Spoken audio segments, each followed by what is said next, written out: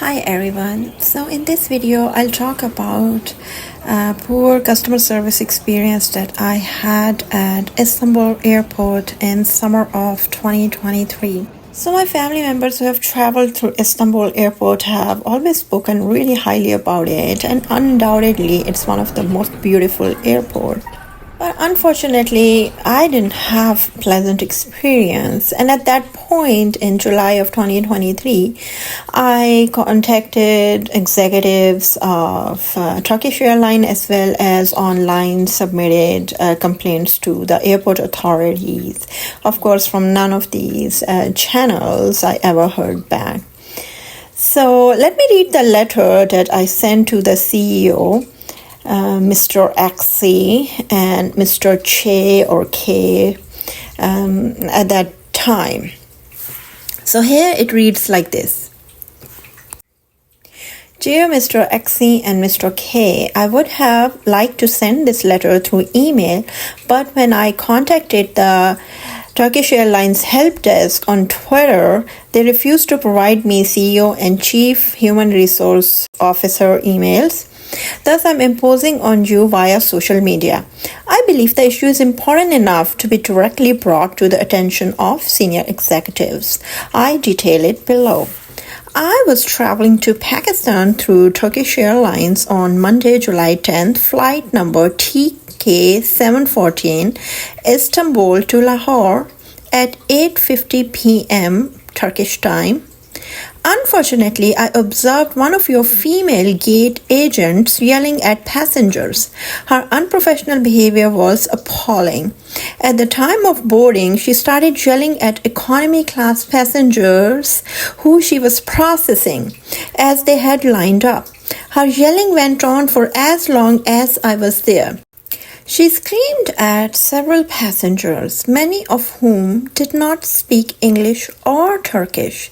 There were about 6 other agents on the gate, and none of them intervened and checked her behavior.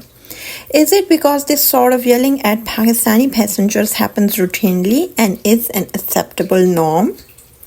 This mistreatment of passengers is completely unacceptable and simply outrageous. I have never in my life seen an airline staff behave so unprofessionally. I'm so put off by this and really regret not having the presence of mind to record her out of control behavior and send you the video so you could see for yourself her embarrassingly uncivilized and unprofessional behavior. Please note that the flight was delayed and passengers had to change gate moving from D2 to D12. I found your staff to be disorganized and not able to communicate properly with customers. Instead of making announcements on a microphone, they were just inaudibly speaking and herding people to the new gate in a chaotic manner. It is obvious that the staff needs more training to manage these processes in a more professional and organized manner. I will be sending this letter to Pakistan International Airlines so they are aware of how you are treating their outsourced customers and take appropriate measures to improve customer service. I will make the following suggestions based on what I have observed and how the gate agents mismanage customers. Number 1. Given that Istanbul to Lahore and other Pakistani destinations will have predominantly Pakistani passengers, please be mindful that many might not speak English or Turkish. Please plan accordingly. Please have a language interpreter present at the gate for departures to make announcements in Urdu. Number 2, this is the third time I've traveled through Turkish Airlines. I have observed that unlike US Airlines, the Turkish staff does not make announcements properly. Please train them to use microphones and repeat boarding related announcements several times. Please also use multimedia and screens to make announcements accessible for people with disabilities. Number 3, please provide cultural sensitivity training to all staff that contacts public. Particularly train them to treat customers with respect regardless of race, demographics, and economic background. Number 4, please ensure person job fit. Screen staff members who have patience, compassion, professionalism, emotional intelligence, and organization skills to deal with passengers in a respectful manner. The unprofessional gate agent needs to be re-evaluated for a position that requires frequent public contact with a culturally diverse clientele. Number 5. Please supervise your staff and train staff members to immediately report and remove staff who are misbehaving with passengers. Customers should not be bullied by staff. It was very distressing for me to witness someone mistreating others in this manner. Number 6. Consider sending an apology letter to all passengers on TK 715 as a gesture of goodwill. Thank you for your time. I hope you will take this feedback in the spirit it's given and help your employees provide better customer service. So you can see I try to be very constructive in my email and provided suggestions. Of course, I did not hear back from Bilal XC, and neither I heard from Pakistan's Airlines executive Muhammad Amir Hayat. So obviously it seems these people don't really care how their employees are treating their customers.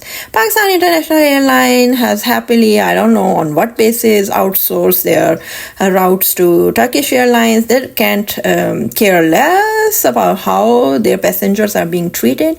And I didn't say it in this letter, but as I was standing there, all these 3-4 gate agents, we were waiting for the delayed flight and they had asked us to line. They were just being so rude and they were speaking in Turkish. Of course, they're assuming nobody around them knows Turkish. And you could just see that they are making fun of people, right? This just was so unprofessional. I just could not believe. I was going back home after 20 years and I've been in USA for all this time, and it sort of was a cultural shock for me that how people could be this unprofessional. So obviously I'm going to think about from an organization perspective. So I think this comes down to what kind of culture the airline is building. It's their human resource processes, what are their employee rating processes, what kind of training is provided. So I'm going to take that perspective. And to me, it was obvious that this kind of culture and training has not been provided to these people. This focus has to come from the top leaders of the organization. And part of me thinks that this can be selective mistreatment because it's a huge airport and there are people of all demographics going everywhere. So I'm sure they're going to be on better behavior when they know that the target of their behavior is not going to tolerate this. On average, Pakistanis are really chill people, very friendly, humble. They have very high tolerance for BS of this type, so meaning that they're not going to fight back with you. And I could see that many of them were from more working class background and were not able to speak English. They were just kind of taking this sort of verbal abuse from this kind of out of control employee. It really made me mad, and during my whole flight to Pakistan, I sat and actually wrote this letter. So nothing came out of it, of course. So the purpose of making this video is that if you see something as a bystander which falls within mistreatment or abuse of other person, please always speak up. And people can do this for various reasons. Sometimes they think they're better than others. Sometimes they can have this selective mistreatment because they think the other person is from a poor economic background. Oh, probably I have higher social status, or I'm smarter, I'm better, or I'm from a superior nation. And all these assumptions people have about them. So always speak up. So now I'll tell you another incident, unpleasant, that reflects poor customer service that happened at the airport. So this was on another trip, same summer. I was helping my dad, who's 83 years old, board to USA. So I had traveled from Europe, especially to Pakistan, to help him travel up to Istanbul, and from there he was more comfortable traveling on his own to USA. So we landed from Pakistan to Istanbul Airport. And the moment we enter the airport from our gate, and we were told to wait there because he had wheelchair service, that somebody will come and help us. So we are waiting there, and this airport employee, this woman comes and asks that people who need wheelchair support or who have need extra help, they should board her car, golf car. So I asked my dad to come, and I am saying, okay, where are we going? Where do I sit? And she is not speaking very good English, and she's not making eye contact, and she has a very curt attitude, and she says, no, just him, not you. And I'm like, and I got like really taken aback and like, why are you talking to me like this? I'm like, excuse me, I need to come with my dad. She's like, no, not you, just him. And she just kept saying that. And I'm like, but where are you taking him? Can you tell me where you're taking him? And she didn't tell me anything. She just kept, again, kind of in a very rude way, telling everybody, just the people who need help, And I'm asking her, hello, where are you taking him? And she doesn't reply back to me. And off she goes. All right. And then me and my husband, we have no idea where they're going because the car moves much faster. I can't keep up. So we assume that she has taken them to the international transit, right? So it's a long freaking walk, and we reach there, and there's just people, like it's a crowd, and there's no way to find my dad. I have no idea how much time had passed. So we trying to figure out. So then I saw one of the passengers who was on flight from Pakistan. So I asked him for some information, and he explains to me that they took them to a special gate and there's no way I can enter there, and that we'll have to wait until he comes. So in this duration, I'm trying to call my dad, but he's not picking up his phone, and sometimes the tone is dead. So who knows where his phone is? Maybe it's during the security process, it was turned off. So eventually we decided, okay, we are going to go to our lounge, right? I asked the help desk staff outside the lounge. Again, I was met with some attitude. So this time I shared my views about their awesome customer service. That look, you guys need to have better customer service. You have no concept of being customer centric. You have no desire to give or share information with customer. And on top, you're showing a massive attitude. What is going on? So it was a year ago, so I've forgotten more details, but like we went through 2 different lounges, talked to so many people, and after like a lot of heartache, my dad came with a person, and he told me that he tried to wait for me outside the gate. He waited there for a long time, and then another help agent said that no, I should just go through. And then he was trying to actually take me to the boarding gate, and I'm like, no, I'm not going to go to boarding gate. You need to take me to the lounge so I can meet my daughter, and I'm not going to leave without meeting her. It was just a whole mess, right? And all this problem could have been solved, if this woman had told me, with instead of showing me attitude, that where she's taking my dad, and B, have a sensible system. What kind of foolishness is this to separate the family member from the person in the family who needs accessibility and support?